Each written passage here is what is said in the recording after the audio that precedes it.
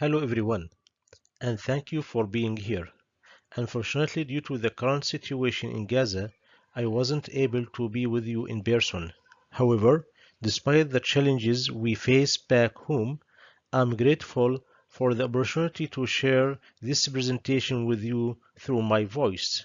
Today, I will be presenting the work we have done in cooperation with the Palestinian Ministry of Health and other stakeholders, focusing on the role of government in coordinating national prosthetic and orthotic policy in emergency setting, the Gaza Strip experience. Before I begin, I would like to disclose any potential conflict of interest on behalf of all authors. My name is Ahmed Mousa.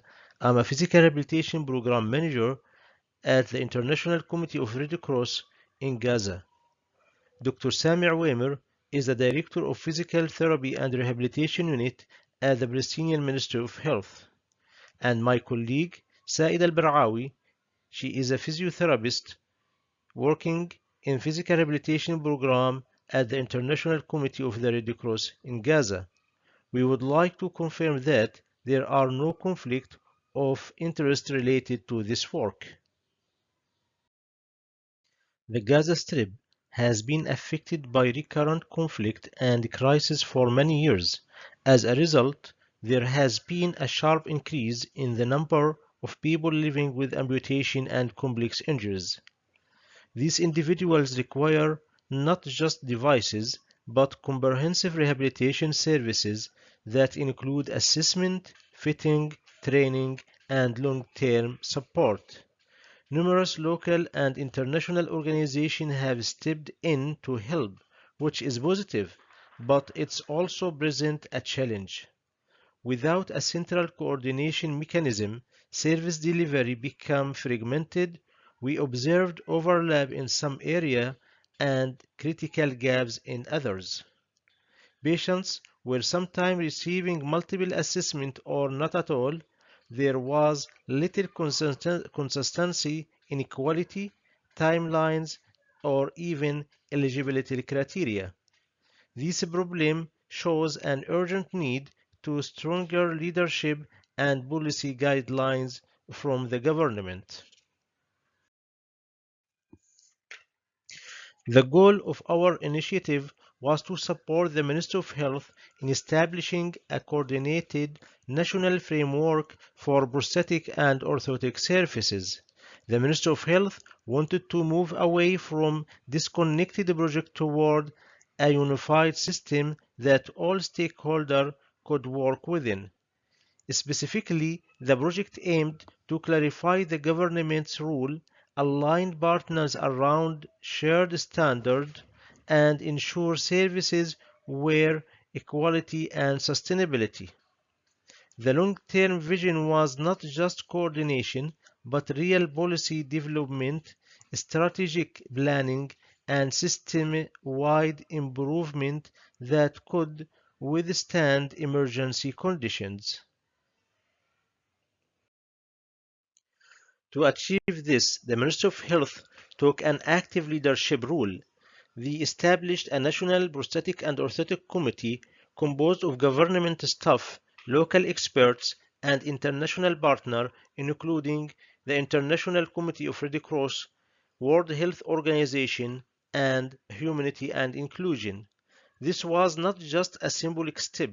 The committee was tasked with real responsibility, drafting policy, setting priorities, planning service delivery, and monitoring outcomes. A key strength of the process was inclusivity. Stakeholder was consulted in a structured way through workshop, meeting, and bilateral dialogues. We also relied on technical standards and best practice, such as those published by the WHO and ICRC on prosthetic and orthotics. International experience was used to inform local solutions. For example, we looked at how other countries managed similar systems in post-conflict or emergency setting.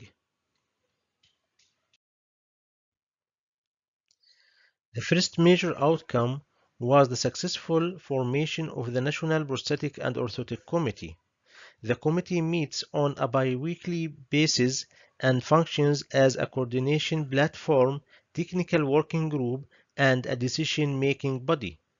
They have produced a national strategy for Gaza context, taking into account security challenges, limited mobility, and supply chain constraints.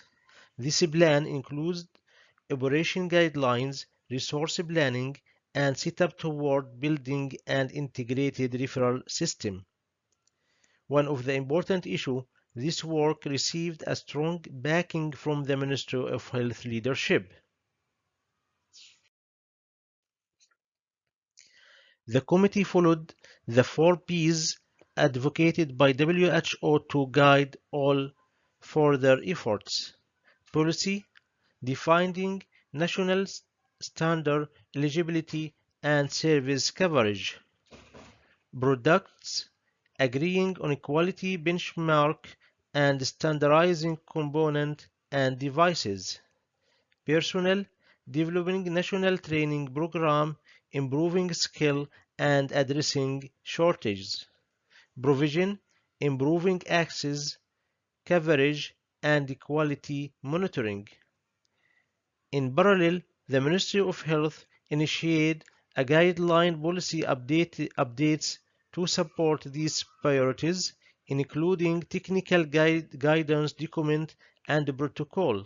This effort was coordinated through regular face-to-face meetings held in the Ministry of Health as well as through virtual platform to ensure the inclusion of stakeholders from Gaza and other areas. For those unable to attend, meeting summaries and update documents were shared via email and secured online channels to maintain transparency and broad. These updates were shared with professionals through the Rehabilitation Task Force Group, which serves as a hub for field-level implementation. It helps ensure that what decided at the national level is actually reflected in the clinical and centers.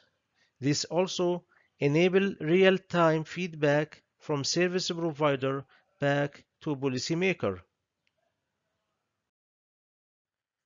So, what we have learned from this process: first, we saw clearly that even in emergency settings where resources are limited and the situation is unstable, the government can play a central effective role.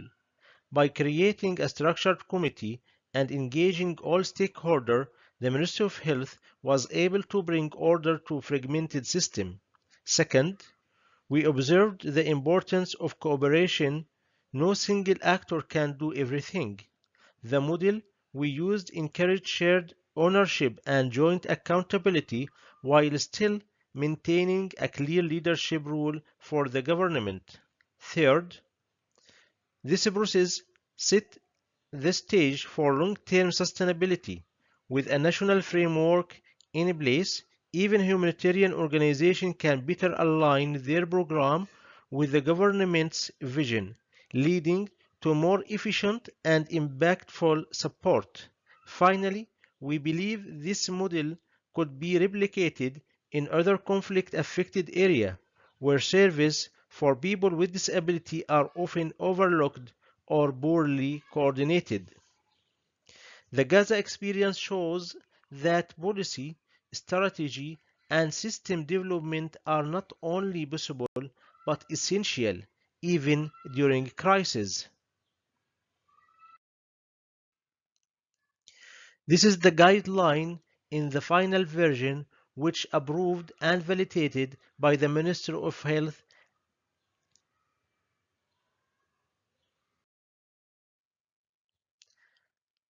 I would like to conclude by acknowledging the key resources and partners that supported this initiative. On reference, we relied on heavily was the WHO standards for prosthetic and orthotic, which provided essential technical guidance. We also thank the Ministry of Health, the World Health Organization, Humanity and Inclusion, the Artificial Limb and Polio Center, and Hamad Rehabilitation Hospital, and all other local and international organizations and professionals who participated in the National Committee and contributed to this collective effort.